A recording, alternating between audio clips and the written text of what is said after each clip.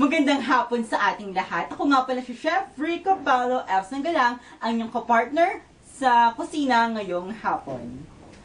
Ang aim natin ngayong hapon ay ang makapaggawa ng isang affordable, easy to cook at delicious merienda para sa pamilya. Ngayon, atin namang alamin ang mga ingredients sa turon de langka. Una ay ang saging saba. Pangalawa ay ang langka. Pangatlo ay ang condensed milk at mantika, brown sugar at ang ating pabalat. Para sa malinis na pagkagawa, gumamit tayo ng plastic gloves.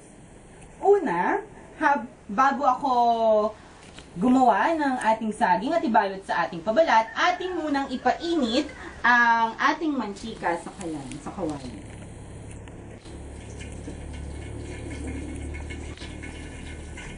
Ngayon naman, habang hinihintay natin na uminit, babalatan natin ang saging.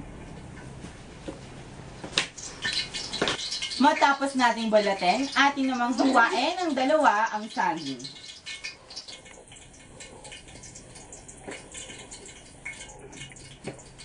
At pagkatapos, bubudburan natin siya sa brown sugar. And then, kukuha tayo ng pabalat.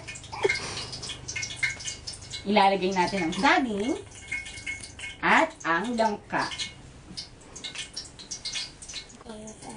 I-roll natin siya.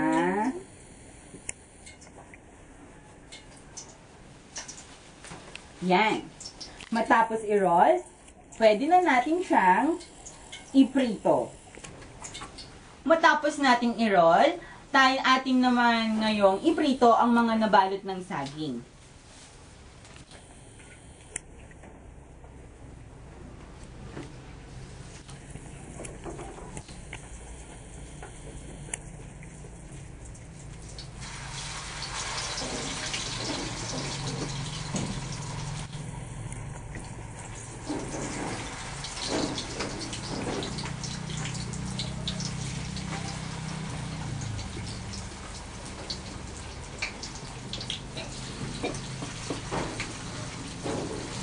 Para masigurong luto na ang ating turon de langka, hintayin natin siyang magkulay na golden brown.